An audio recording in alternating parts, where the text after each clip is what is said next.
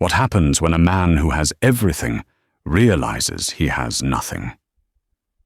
Julian Vance, a billionaire whose name is carved into the New York skyline, could buy cities, but couldn't buy his own son's silence. In the city's most exclusive restaurant, a 5-year-old's tears were echoing louder than the stock market crash. The staff was terrified, the patrons were disgusted, and the father was furious. But one waitress, Clara, making minimum wage, saw the truth. She risked her job, walked over, and spoke the one sentence that would shatter and rebuild all of their lives. L'Étoile d'Or was not a place for children. It was a place for whispers, for deals sealed over $500 bottles of Bordeaux, and for the kind of quiet, suffocating luxury that felt more like a museum than a restaurant. The carpets were so thick they seemed to drink sound. The chandeliers didn't sparkle. They glowed with old-world wealth, which is why the sound was so violating. It wasn't a tantrum. A tantrum is a storm, loud, sharp, and full of anger. This was a lament, a thin, reedy, continuous wail that cut through the clinking of crystal silver and the polite murmurs of the city's elite. The sound was coming from Table 7, the restaurant's most coveted alcove, currently occupied by Julian Vance and his 5-year-old son, Leo. Julian Vance was a man sculpted from cold granite and ambition. He was Wall Street royalty, a real estate titan whose angular face graced the covers of Forbes and Fortune. He wore a custom-tailored Tom Ford suit that probably cost more than his waitress's yearly salary. He was, at that moment, staring at his phone, his thumb scrolling rhythmically, while his jaw tightened with every sob that escaped his son. "Leo, stop it," he said, his voice a low, controlled hiss. He didn't look up from the screen. "Just stop. I told you, we'll go to the toy store tomorrow." Leo, small for his age, with his father's dark hair and a face pale with misery, didn't seem to hear. He was staring at a magnificent, untouched chocolate lava cake, a single, perfect raspberry on top. A tear rolled off his cheek and splashed onto the plate, mingling with the raspberry coulis. He wasn't kicking. He wasn't screaming. He was just weeping. A deep, agonizing, hopeless sound. Across the dining room, Clara Donovan was polishing a wine glass, her knuckles white. She was new to L'Étoile. She'd taken the job 3 months ago, out of sheer desperation, a placeholder in a life that had been violently derailed. She watched Robert, the maitre d', approach the table. Robert was a master of diplomacy, a man who could handle drunk socialites and demanding politicians with equal grace. "Mr. Vance," Robert murmured, offering a polished silver box. "Perhaps a complimentary truffle for the young man. Our pastry chef made them just this afternoon." Julian Vance finally looked up, and his eyes were chips of ice. "Robert, what I perhaps need is for my son to be quiet. This is unacceptable. Leo, you are embarrassing me." The word embarrassing struck the child like a physical blow. The wail hitched, then escalated, a raw, primal cry of, "No, no, I want her." Patrons at other tables were now openly staring. A woman in pearls muttered, "Dreadful," to her companion. Julian's face went from pale anger to a dark, flush-red fury. He was a man who controlled boardrooms, who managed billion-dollar acquisitions, and he was being undone by a 40-pound child.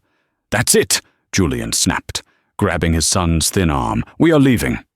"Sir," Robert began, but Julian cut him off. "And you," Julian said, his voice dangerously quiet, "will be comping this entire meal." "No!" Leo shrieked, pulling away from his father. "I don't want to go. I want to wait." It was then that Clara moved. She didn't know why. It was against every rule. Rule 1, you are invisible. Rule 2, the customer is always right, especially the billionaire customer. Rule 3, never, ever get involved in a domestic dispute. But she wasn't seeing a billionaire. She wasn't seeing a spoiled child. She was seeing a drowning boy and a man who was holding his head under the water. She set the wine glass down and walked directly to table 7. Robert's eyes widened in horror. "Miss Donovan, no." Clara didn't stop. She reached the alcove, standing just behind the half-circle of the velvet-backed booth. Julian Vance looked at her, his expression one of pure, unadulterated shock. Who was this server to interrupt him? "Sir," Clara said, her voice surprisingly steady, though her heart was hammering against her ribs so hard she thought he might see it. "Get away from my table," Julian seethed. "Sir, please," she said, her eyes locked not on him, but on the little boy who was now hyperventilating. Don't you see?" Julian stood up, a full foot taller than her. He was about to unleash the kind of verbal annihilation that made CEOs cry. "See what? What could you possibly?" And then she said it, the line that hung in the air, silencing the entire restaurant. "He doesn't need another toy," Clara said, her voice soft but piercing. "He doesn't need a dessert. He's not trying to embarrass you." She took a small step closer, her gaze full of a painful, profound empathy that Julian had never encountered. "He just needs a mum." The silence that followed was absolute. Julian Vance froze, his mouth half open. The rage in his eyes flickered, replaced by something dark and unreadable. Leo's sobs miraculously stopped. He turned his tear-streaked face, his eyes wide, and just stared at Clara. Clara felt the blood drain from her face. She had just fired herself. She had just insulted one of the most powerful men in New York. She had crossed a line that wasn't just unprofessional, it was social suicide. Julian's hand, which had been reaching for his son, slowly clenched into a fist at his side. He stared at her, not as a person, but as an anomaly, an equation he couldn't solve. Robert was already rushing over, his face ashen. "Mr. Vance, I am so sorry. This is her last night. I will handle this." "Leave us," Julian commanded, his voice a flat, dead thing. Robert froze. "Sir, get out." Robert vanished. Clara was left alone in the alcove with the billionaire and his son. She should have run. She should have apologized. Instead, she slowly knelt, bringing herself down to Leo's level. She ignored Julian completely. "Hi there," she whispered, her voice gentle. "That cake looks very chocolatey, but I guess you're not in a chocolate mood, are you?" Leo just stared, his chest hitching with the aftershocks of his cries. He looked at her, his eyes searching her face with an unnerving intensity. Julian watched, dumbfounded. He had employed the best nannies, the most expensive child therapists, the most acclaimed behavioral specialists. None of them had been able to stop these episodes, and this 15-an-hour waitress had done it with a single sentence. "My name is Clara," she said softly to Leo. "It's nice to meet you." Leo sniffled. He reached out a small, sticky hand, and, to Julian's utter disbelief, he didn't point at the cake. He pointed at the simple, lavender-scented lotion on Clara's hand, visible just below her rolled-up sleeve. He whispered one word, a word that made Julian's blood run cold. "Mommy." Julian Vance did not believe in coincidence. He believed in data, in leverage, and in the calculated application of pressure. What had just happened in his alcove at L'Etoile d'Or was not a coincidence. It was an anomaly. And Julian Vance hated anomalies. He watched the waitress, Clara, as she spoke to his son. She didn't coo. She didn't use the high-pitched, insipid baby voice his parade of nannies seemed to favor. She spoke to Leo as if he were a person, simply a smaller, sadder one. "Lavender," Clara said, noticing where Leo was pointing. She turned her hand over so he could see her wrist. "My mum always said it was a calming smell." Maybe she was right. Leo's small fingers lightly brushed her skin. He wasn't crying anymore. He was just breathing. It was the first time Julian had seen his son's shoulders relax in months. Clara, feeling Julian's intense, analytical gaze on her, finally stood up. She squared her shoulders, bracing for the inevitable. "Mr. Vance, I apologize. I overstepped my bounds. It was unprofessional, and it won't happen again. I'll get my things." She turned to leave. "Stop." His voice wasn't loud, but it had the density of a black hole. Clara froze, her back to him. "You're fired, of course," he said, his tone conversational, as if discussing the weather. "Robert will have your final check."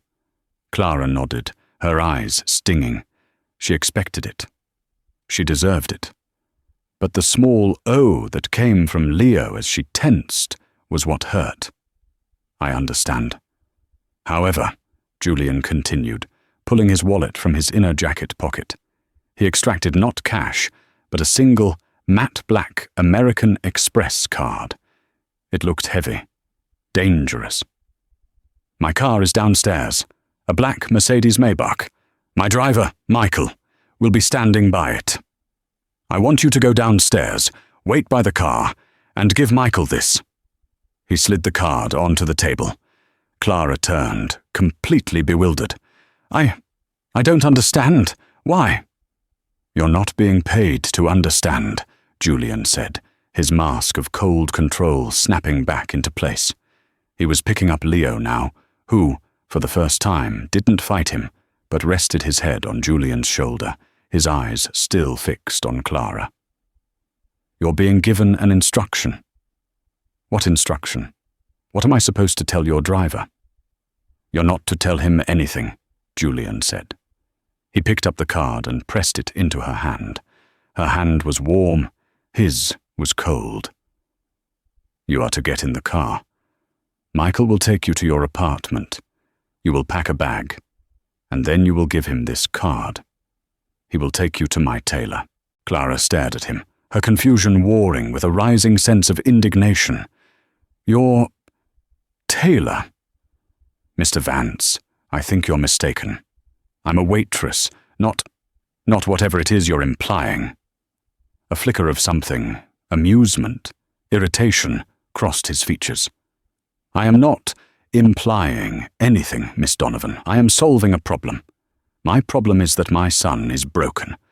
For the last 120 seconds he has not been. You are the variable that changed. I am now acquiring the variable." "You can't acquire me," Clara said, her voice rising. "I'm a person. I just lost my job. I'm not looking for a... What are you offering?" "I'm offering you a new job," he said, turning away. "One that pays significantly more than this establishment." He paused. "My office, Vance Tower, Monday, 9 a.m. sharp. The tailor is to ensure you look the part. My assistant, Evelyn, will be expecting you. She will handle the details of your severance from this place." He didn't wait for an answer. He walked out of the restaurant, his son quiet in his arms, leaving Clara standing in the alcove, holding a credit card with no spending limit and a job offer that felt more like a summons. Clara spent the next 36 hours in a state of agitated disbelief. She didn't go to the tailor. She went home to her tiny, fifth-floor walk-up in Astoria, a place that smelled of her neighbor's cooking and her own unpaid bills. The black card sat on her particle-board kitchen counter, looking alien, like a piece of a fallen satellite. Who was this man? He was a brute, an arrogant, cold-hearted monster who spoke of his son as a problem and her as a variable. He was everything she despised about the city, about wealth, about power. And yet, there was Leo. She hadn't just seen a sad boy. She had seen a familiar grief. Clara knew that look. She knew the hollowed-out expression of a child who had seen something they shouldn't have. She knew it because she had seen it in the mirror every day for years, after her younger brother, Daniel, had slipped and fallen from a riverbank while she was supposed to be watching him. She was 14. He was 6. The silence that followed his splash, the silence that followed her screams. It was a silence she still heard every night. Leo's silence was the same. This wasn't just a boy who missed his mum. This was a boy who was traumatized. That line she'd uttered, "He just needs a mum," had been an instinct, but the realization of what she was seeing was a scar. She had been studying to be a child psychologist before Daniel's death. After, she couldn't. How could she heal anyone when she was so fundamentally broken? She'd dropped out, drifting from one dead-end job to another, ending up at L'Etoile. Julian Vance's offer wasn't a job. It was a ghost. It was a chance to do what? To fix the unfixable. On Monday morning, at 8:45 a.m., Clara stood in the lobby of Vance Tower. It was a cathedral of glass and steel that seemed to pierce the clouds. She was not wearing a new suit from a bespoke tailor. She was wearing her only interview outfit, a simple black skirt, a white blouse, and the same worn-out flats she'd worn at the restaurant. She was terrified, but she was more terrified of what would happen to that little boy if she walked away. She had made a choice. She would take his money, yes, but she wouldn't be his variable. She would be there for Leo. And if Julian Vance didn't like her terms, he could fire her. Properly this time. At 8:59 a.m., she stepped out of the elevator onto the 60th floor. The silence was more profound than at the restaurant.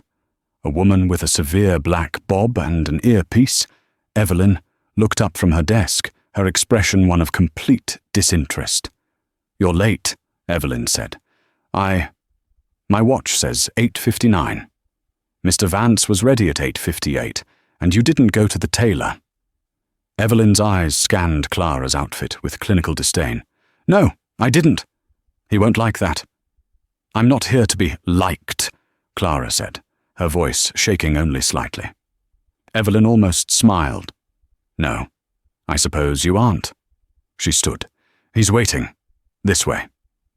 Julian Vance's office was less a room and more a territory. One entire wall was a floor-to-ceiling window offering a godlike view of Central Park. The other walls were adorned not with art, but with framed stock tickers and architectural models of his buildings. His desk was a slab of polished mahogany the size of a car. He was not on the phone. He was standing, staring out the window, his back to her. "You didn't go to the tailor," he stated. It wasn't a question. "No. You also didn't use the card for a car. You took the subway, the N train. You transferred at 59th. Clara felt a cold chill run down her spine. You had me followed." "I had my asset tracked," he corrected, still not turning around. "The card. It's how I ensure my investments are secure. You were a very insecure investment, Miss Donovan. You cost me a considerable amount of goodwill with Robert, which I had to rectify this morning with a very large donation to his staff's holiday fund. I'm not an asset, Mr. Vance, and I'm not an investment." He turned, and for the first time, she saw him without the restaurant's dim, flattering light. He looked exhausted. There were dark, bruised-looking circles under his eyes. The iron control was still there, but it was frayed at the edges. "In my world, Miss Donovan, everything is an investment. My time, my money, my family." He gestured to a chair. "Sit." She sat, He remained standing, looming over her. "My son Leo," he began, his voice all business. "He has episodes, as you saw. They began 6 months ago. We have tried everything. Dr. Alistair Finch, the best child psychiatrist in the state. Dr. Helen Breen, a behavioral therapist from Johns Hopkins. We've tried medication. We've tried sensory deprivation rooms. We've tried everything. Nothing works. Until Saturday night. Until you." He leaned against his desk, crossing his arms. "So, tell me, what is your method? What did you do?" Clara looked at him, and her fear was suddenly replaced by a sharp, clear anger. "My method? You think I have a method? You really see the world as a machine, don't you? A button to press, a lever to pull." "That is exactly how I see it," Julian said flatly. "Find the right lever. The problem is solved. You, apparently, are the lever. I want to know why." "Because I saw him," Clara said, her voice passionate. "You were looking at your phone. Your maitre d' was looking at the other customers. I was looking at him. He's not broken. He's grieving." Julian's face darkened. "You know nothing about his mother," Clara cut him off. "That's what this is. He's grieving his mother. He wailed for her. He smelled the lotion on my hand and he whispered, 'Mommy.' Your therapists and doctors, are they letting him grieve? Or are they just trying to manage the problem so you can get back to your phone?" The shot landed. Julian visibly flinched, as if she'd slapped him. "My wife," he said, his voice dropping an octave, "was named Isabel. She died 6 months ago. A car accident in the Hamptons. Leo, he was in the car with her." Clara's breath caught in her chest. "An accident. And he was in the car. The poor boy." Her heart ached. The memory of her brother Daniel, the cold water. She pushed it down. "Mr. Vance, Julian, he doesn't just need a mum. He needs to process a trauma. He needs to know he's not alone." "That's what the nannies are for," Julian said, dismissing it. "He has 3. They work in 8-hour shifts. He is never alone." "Being surrounded by paid staff is the loneliest thing in the world," Clara shot back. "He's alone. He's in that penthouse, and he is completely and utterly alone." Julian stared at her for a long, heavy minute. The silence stretched, filled only by the distant hum of the city. He was reassessing. He had expected a sycophant, or an opportunist, or a fool. He had not expected this. "Evelyn," he said, pressing a button on his desk intercom. "Bring the file."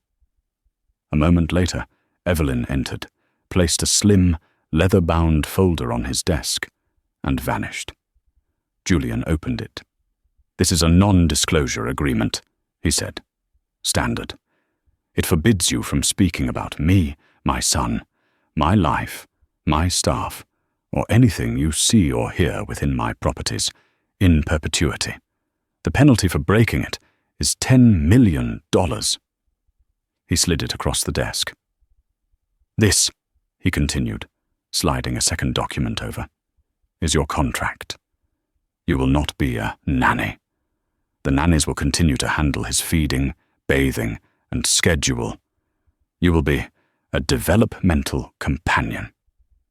Your sole job is to be with Leo, to talk to him, to do whatever it is you do, to stop the episodes."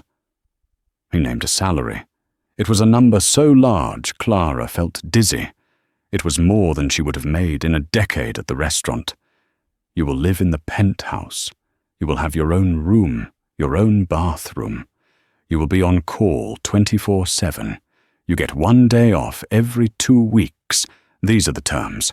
Sign. And my son is your problem.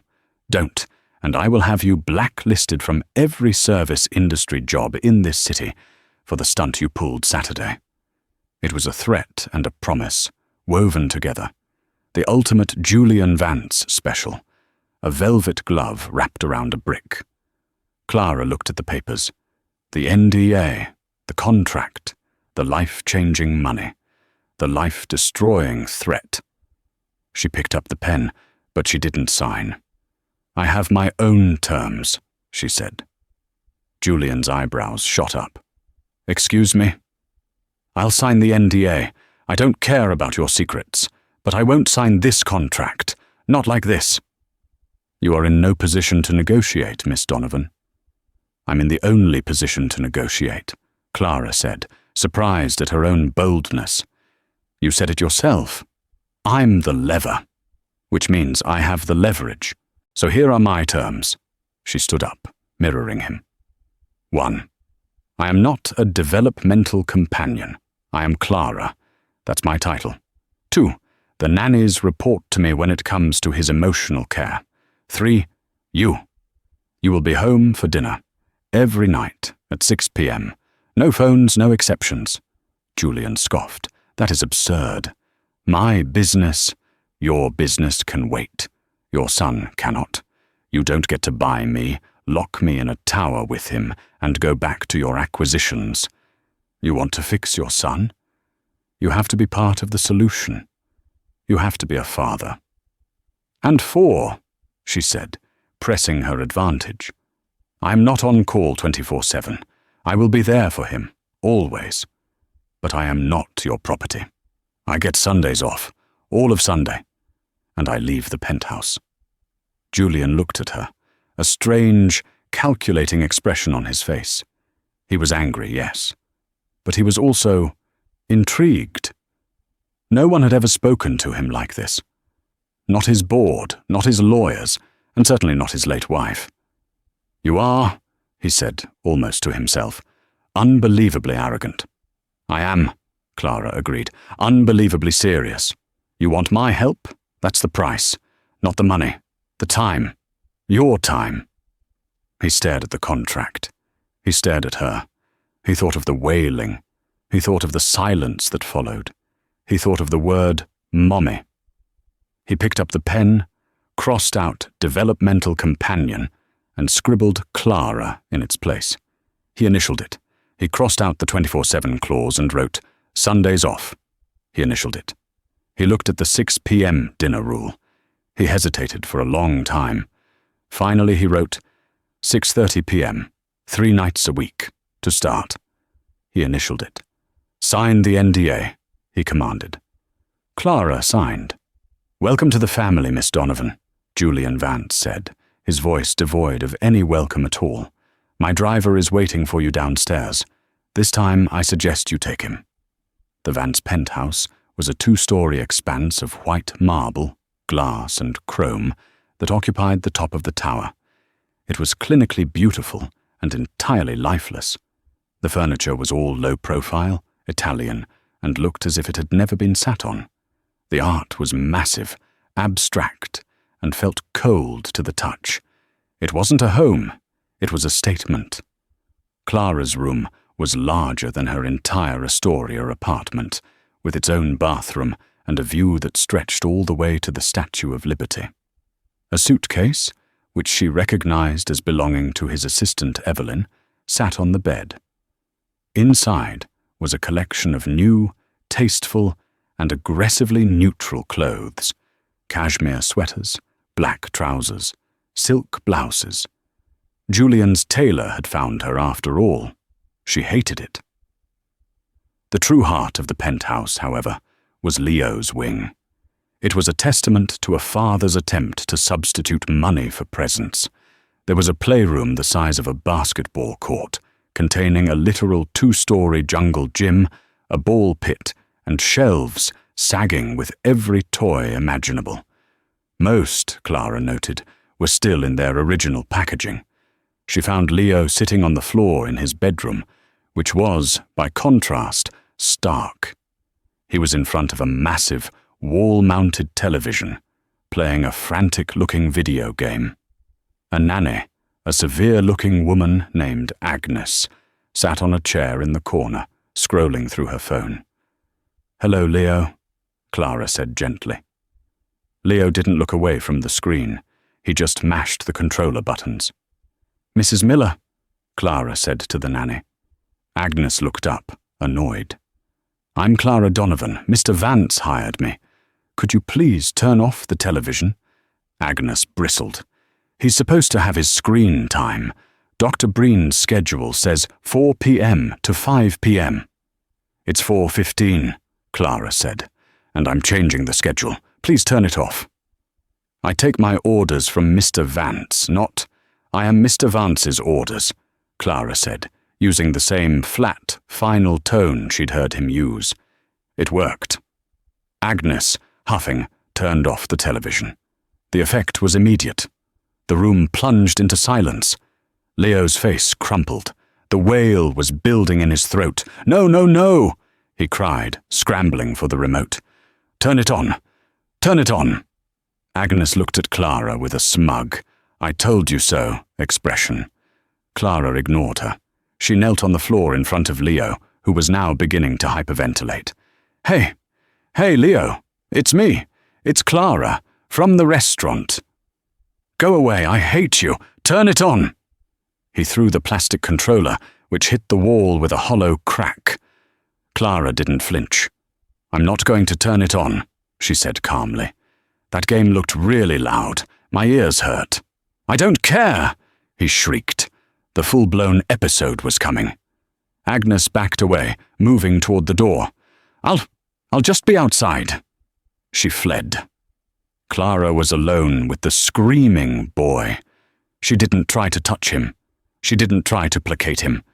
She just sat on the floor, cross-legged, about 5 feet away. She waited. Leo screamed for 10 solid minutes. He screamed until his voice was hoarse. He screamed, I want Mommy, and I hate you, and go away. Clara just sat there, her expression calm, her presence steady. She was an anchor. She would not be moved by his storm. Finally, the screams subsided into ragged sobs. He was exhausted. He huddled against the wall, his small body shaking. Clara didn't move closer. She simply reached into the pocket of the trousers Evelyn had provided and pulled out 2 things, a plain white piece of paper and a blue crayon. She placed the paper on the thick white carpet and began to draw. She wasn't a good artist. She drew a lopsided circle for a head, a triangle for a body, a stick figure. Then she drew another one, a smaller one, holding its hand. Leo watched her through his tear-clogged lashes. His sobbing quieted to a sniffle. Clara kept drawing. She drew a house with a chimney puffing out smoke. Then she drew a big, scribbly black cloud over the house. She added jagged lines of lightning. This is me, she said, quietly, pointing to the bigger stick figure. My name is Clara. She pointed to the smaller one. And this was my brother, Daniel. He's gone now. Leo's head lifted, his curiosity overriding his rage. Clara pointed to the big black cloud. And this is the big sad. Sometimes the big sad comes and it's so loud and scary, it feels like a thunderstorm in your head. It makes you want to break things. It makes you want to shout. She put the crayon down between them. Leo stared at it. He stared at her drawing. He crawled slowly across the carpet. He picked up the blue crayon. His hand was shaking. He didn't draw a person. He didn't draw a house. He just pressed the crayon to the paper and scribbled, hard. He scribbled and scribbled, a chaotic mess of blue, breaking the crayon tip, grinding it into the paper until his breathing was heavy and his face was red. He scribbled until there was a dark, angry, violent hole in the middle of the paper. Then he stopped. He looked at the hole he'd made. It's in the car, he whispered, the first real words he'd spoken to her. It's dark, and the radio was singing, and then the glass. Clara's heart shattered. She wanted to hug him, to shield him. But she knew that wasn't what he needed. He didn't need a shield. He needed a witness. The glass was loud, she whispered back, her own voice thick. like the thunderstorm. It was so loud, he whimpered, and he crawled the last 2 feet and collapsed into her lap, burying his face in her cashmere sweater. Clara wrapped her arms around him, holding him tightly. She felt his small body rack with the sobs he had been holding in for 6 months. This wasn't the wail from the restaurant. This was the real grief. This was the poison coming out. "I know," she murmured, rocking him, her own tears falling into his hair. "I know. It's okay. You can be as loud as you need to be. I'm not going anywhere." From the doorway, Julian Vance stood in silence. He had come home early to see if his investment was paying off. He had watched the entire scene on the security monitor in his study, had seen Agnes flee, had heard the screaming. He was about to storm in and fire Clara for her incompetence. But then he saw her draw. He saw his son crawl to her, and he heard his son speak. He heard, for the first time, what happened in that car. Julian leaned against the doorframe, his legs suddenly weak. He, his son's father, had never once heard these details. He had been too afraid to ask. He had been too afraid of the answer. This woman, this stranger, had been in his house for less than 3 hours, and she had already unlocked a door that he had believed was welded shut. He looked at them, this portrait of 2 broken people holding each other, and for the first time in his adult life, Julian Vance felt completely and utterly powerless. The next few weeks were a brutal, delicate negotiation. Clara's presence in the penthouse created a seismic shift. The nannies, Agnes in particular, were openly hostile. Clara wasn't just a companion, she was a disruption. She insisted the nannies stop using their phones in front of Leo. She insisted they stop pacifying him with screens and sugar. She threw out Dr. Breen's rigid, color-coded schedule and made a new one. The new schedule included things the penthouse had never seen. Messy time. Finger painting on the white marble floor to Agnes's horror. Yelling time in Leo's playroom where he and Clara would scream into pillows. And building a fort, which involved using the $10,000 Italian sofa cushions. Leo began to change. The episodes didn't vanish, but they became shorter, less frequent. The mute, hollow-eyed boy was replaced by a child. A difficult, grieving, sometimes angry child, but a child nonetheless. He started asking questions. He started laughing, a rusty, unused sound. Clara, too, was changing. The fog of her own grief, the one she had lived in since Daniel's death, was beginning to lift. In healing Leo, she was, piece by piece, healing herself. She was no longer a waitress. She was no longer a dropout. She was necessary. The biggest challenge, however, was not Leo. It was Julian. "What is this?" he demanded, walking into the kitchen at 6:45 p.m. on a Tuesday. He was holding a piece of paper. Clara was at the stove, helping Leo stir a pot of spaghetti sauce. The kitchen, usually sterile, was a mess. There was flour on the counter, sauce on Leo's face, and the smell of garlic and oregano in the air. "That," Clara said, not looking up, "is a grocery list." "It has gummy worms on it," Julian said, his voice laced with disapproval. "They're for our dirt cups tomorrow. Pudding, crushed Oreos and gummy worms. It's a classic." "This is junk.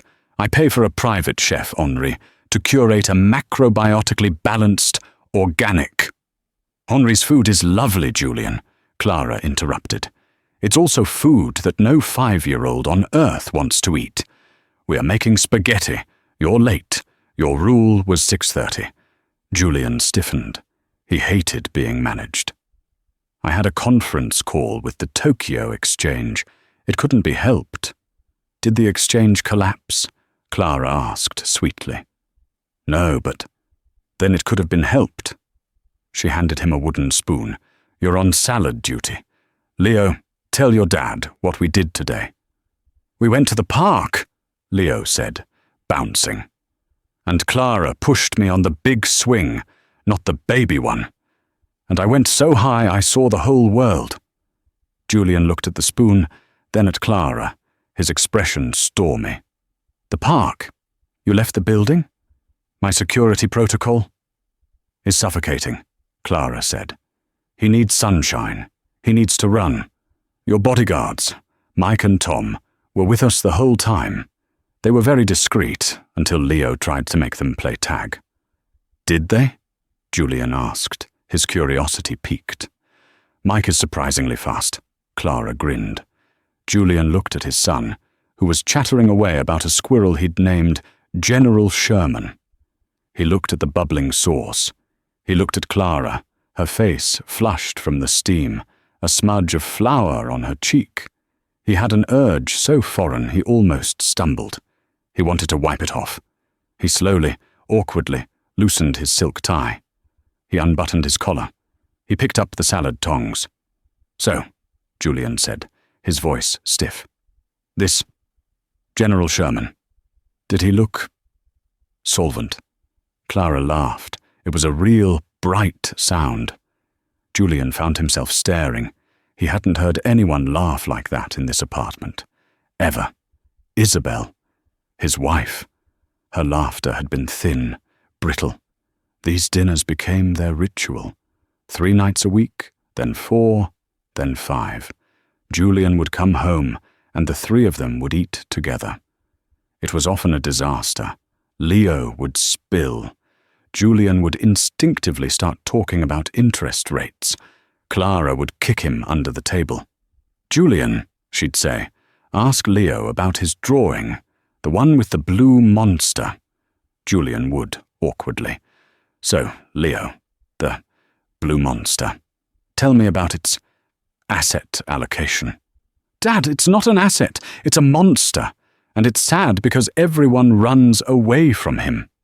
One night, after a particularly difficult dinner where Leo had a small meltdown over a broken meatball, Clara found Julian in his study. He was staring at a framed photo on his desk. It was the only personal item in the room. A smiling, beautiful, blonde woman. Isabel. She was beautiful, Clara said softly from the doorway. Julian didn't turn. Yes, she was. She was perfect. She came from one of the oldest families in Boston. She spoke 3 languages. She chaired all the right charities. She was the perfect wife. "Did you love her?" Clara asked. The question hung in the air. I gave her everything," Julian said, a defensive edge to his voice. "This home, a staff, a black card of her very own. Anything she wanted. I did my job. I provided. That's not what I asked, Julian." He turned to look at her. His eyes were haunted. "I loved the idea of her. I loved that she was mine. But was I in love with her?" He looked back at the photo. She was very fragile, always sad. I thought if I just bought her enough, fixed enough, she would be happy. But nothing was ever enough. "Maybe," Clara said, "she didn't want enough. Maybe she just wanted you." The words hit him, a painful echo of what she had said about Leo. He looked at Clara, at her simple clothes, her expressive, intelligent eyes, her hands that were not perfectly manicured, but were strong and capable. He felt a pull, a dangerous, magnetic pull, toward this woman who saw all his flaws and wasn't afraid to name them.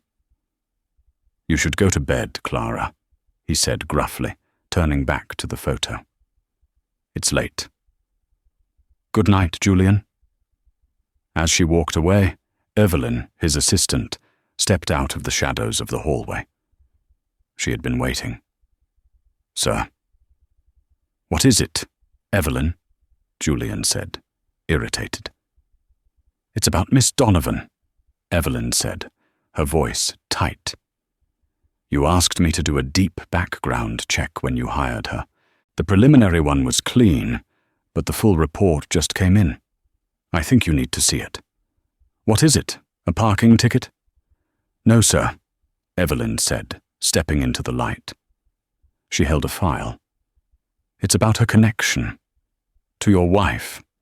It seems Miss Donovan wasn't entirely truthful about why she was at that restaurant. Julian's blood went cold. What? Connection? Clara Donovan, Evelyn said, opening the file.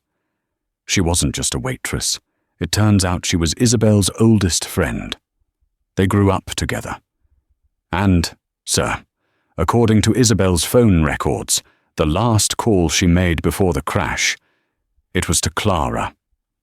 The silence that filled Julian's study was absolute, heavier and more suffocating than any he had ever known. He took the file from Evelyn's hand. His own hands, usually so steady they could sign billion-dollar checks without a tremor, were shaking. That's impossible, he whispered. It's not, sir, Evelyn said, her voice cold and professional, though a hint of, I told you so, laced it. Clara Donovan and Isabel Winthrop, your wife's maiden name, grew up next door to each other in a small town in Connecticut. They were, by all accounts, inseparable. Until Isabel went to Vassar and Clara didn't. They lost touch. But according to this, they reconnected about a year ago, right after Leo was born. Julian's mind was reeling, scrambling to process the information. He sank into his chair, his eyes scanning the pages. Phone logs, emails, text messages, a life he knew nothing about. She knew, Julian said, the words tasting like ash. When she came to my table, she knew who I was. She knew who Leo was. It appears so, sir. It was a set-up, he breathed, the realization a punch to the gut. The whole thing, the line about needing a mum, kneeling by Leo, it was a calculated act. He felt a rage so pure and hot it nearly blinded him. He had been played. He, Julian Vance, the man who saw every angle, had been conned by a waitress. He had brought this liar into his home. He had let her near his son. He had started to trust her. Where is she? He demanded, his voice a low growl. In her room, sir. Reading to Leo. Get her, he snapped. Now. And Evelyn, wait outside. This is not a conversation for staff. Yes, sir. A few minutes later, Clara appeared at the study door, a children's book still in her hand. She was smiling, her face soft from her time with Leo. Julian, is everything okay? Leo's almost asleep. He just wanted to say. Shut the door, he commanded. Her smile vanished. The warmth in her eyes was replaced by a sudden, wary fear. She saw the file on his desk. She saw the look on his face. Julian. What's wrong? How long? He asked, his voice deceptively calm. How long did you plan it? Plan? Plan what? I don't know what you're talking about. Don't lie to me, he roared, slamming his fist on the desk. The framed photo of Isabel jumped and fell onto its face. Don't you ever lie to me again. You and Isabel. You knew her. You knew her. Clara turned white. All the blood drained from her face, leaving her looking like a porcelain doll. Yes, I knew her. A long time ago. A long time ago. Try 6 months ago. Try the day she died. You were the last person she called. He threw a printout of the phone log across the desk. You sat at my table, looked me in the eye, and pretended you were a stranger. You used my son's grief to get into my house. Clara stared at the phone log. Her whole body was trembling. No, it wasn't like that. I swear. Then what was it like, Clara? Explain to me how the childhood best friend of my dead wife coincidentally happens to be the one waitress who confronts me in a restaurant I have never taken my son to before. Because she was supposed to be there. Clara finally burst, the tears she had been holding back for months, exploding forth. Not you, me! I was supposed to be there. I was waitressing, yes, but I was waiting for her. Isabel, she was leaving you, Julian. The accusation hit him harder than the first. Leaving me? That's ridiculous. We were fine. You were not fine, Clara cried, her voice raw with an old, vicarious pain. She was miserable. She was dying, long before that car ever hit the embankment. She wrote to me. She told me everything. How you tried to fix her postpartum depression by hiring more staff. How you told her to get a grip when she said she was lonely. How you controlled every person she spoke to, every dollar she spent. How you turned her into one of your perfect acquisitions. Julian was stunned into silence. She was running away, Clara choked out. She was coming to me. She was going to stay with me in my tiny, horrible apartment in Astoria. She was bringing Leo. She was scared. She called me from the road. She said, "He's going to find out, Clara. He's going to be so angry." And I told her to just keep driving. I told her I'd meet her at L'Etoile for a late dinner after my shift. A celebration. I'd booked a table. Table 7, the one you were sitting at. Julian's world was tilting on its axis. She was meeting you? I waited all night, Clara whispered, sinking into the chair, her body racked with sobs. She never came. I called her. I texted. Nothing. I didn't find out until the next day on the news. Socialite Isabel Vance. Tragic accident. But I knew. It wasn't just an accident. She was terrified. She was running from you. Julian couldn't breathe. No, the report said, a deer on the road. Black ice. The report was convenient, Clara spat, but I know she was scared. And Leo? What about Leo? Julian asked, dreading the answer. The night at the restaurant, Clara said. When I walked over to you, I didn't recognize you at first. Not really. I'd seen your pictures, but in person, I was just focused on Leo. But when I knelt, when he looked at me, he said, "Mommy," Julian finished, his voice hollow. I thought he just meant a mum. Clara shook her head, her tears dripping onto her hands. No, it was my lotion. My lavender lotion. The stuff from that first night? It was her lotion, Julian, Clara said, her voice breaking. Isabel, we bought it together when we were teenagers. It was our thing. She always wore it. She told me in one of her emails that it was the only thing you hadn't upgraded for her, the only piece of her she had left. When he was in that car, after the crash, he told me he held her hand until the sirens came.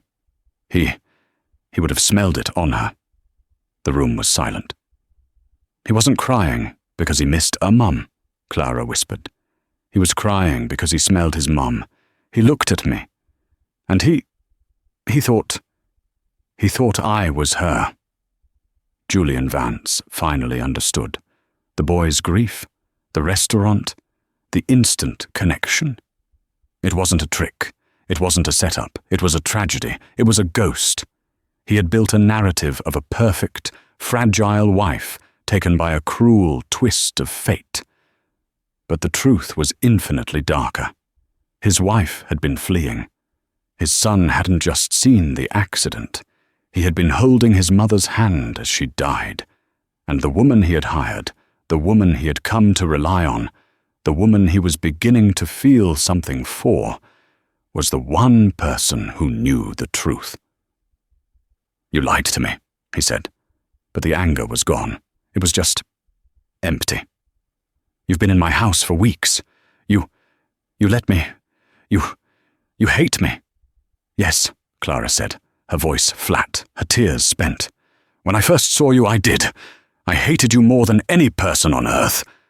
I blamed you for her death. I thought you were a monster." "And now?" he asked, his voice barely audible. "Now," Clara looked at her hands. "Now I see a man who is as broken as his son, and I don't know what to do about it. But I love Leo. I love him like he was my own." She stood up, her body aching with the confession. "I'll pack my things. I know you can't have me here. Not now." She walked to the door and opened it. Julian didn't say a word to stop her. Clara walked in a daze to Leo's room. He was asleep, his face peaceful for once, clutching a cheap stuffed dinosaur she'd bought him. She sat on the edge of his bed, her heart aching. Leaving Julian was one thing, but leaving Leo, it felt like failing another child, just as she had failed her brother, Daniel. "I'm so sorry, Leo," she whispered, kissing his forehead. "What are you doing?" Julian was in the doorway, his suit jacket off, his expression undone. "I'm saying goodbye," she said, her voice thick. "I'll be gone in an hour." "He can't lose you," Julian said, his voice raw. Clara turned, shocked. He's just found you. If you walk out that door, it will destroy him. It will undo everything." "You can't ask me to stay, Julian," she said, anger mixing with her grief. "Not after this. How can I look at you every day, knowing she was running to me?" "Because you're right," he said, and his voice cracked. It was a sound so human, so alien that Clara stared. "You were right about everything. I was a terrible husband. I didn't know how to love her. I only knew how to own her. I suffocated her, and she ran, and she died." He ran a hand over his face. "I can't change that, but I can change what happens now. I don't want to be that man anymore, Clara. I'm terrified. I don't know how to be a father. I only know how to build things." "Then build this," she said softly, gesturing between him and his son. "I can't," he whispered. "Not alone. Please, Clara, don't stay for me. I don't deserve you. Stay for him. Help me. Help me save my son." It wasn't a contract. It was a plea. It was the first truly honest thing he had ever said. Clara looked at the broken man and the sleeping boy. "I won't be your employee," she said. "I know," he replied. "I'll stay," she said, and he let out a breath he seemed to have been holding for 6 months. "I'll stay, as Clara. And we'll do this together. All 3 of us." The new terms were simple. No more lies. Therapy for Julian, and for him and Leo together. And they would honor the real Isabel, the woman, not the socialite. Julian agreed to all of it. Life in the penthouse was no longer a silent glass fortress. It became messy and loud. They argued, but they also laughed. They became a strange, patched-together family, built not on wealth, but on a shared, painful truth. 6 months later, Clara and Julian sat on a park bench, watching Leo play tag with another little boy. He was running, shouting. He was normal. "He's making friends," Julian said quietly. He turned to Clara. "You saved him." "We saved each other," she said. Leo, seeing them, waved. "Come on, you're too slow." Julian looked at his expensive coat, then at Clara, who raised an eyebrow. He sighed, then broke into a genuine smile. He stood, rolled up his sleeves, and ran, chasing his son across the field, his laughter, for the first time, sounding completely free. "The greatest walls we build are not made of stone or steel. They are made of silence, of secrets, and of money." Julian Vance had to lose everything he thought was important to gain the one thing that truly was, and Clara, a woman who had lost her own past found her future in the one place she never expected.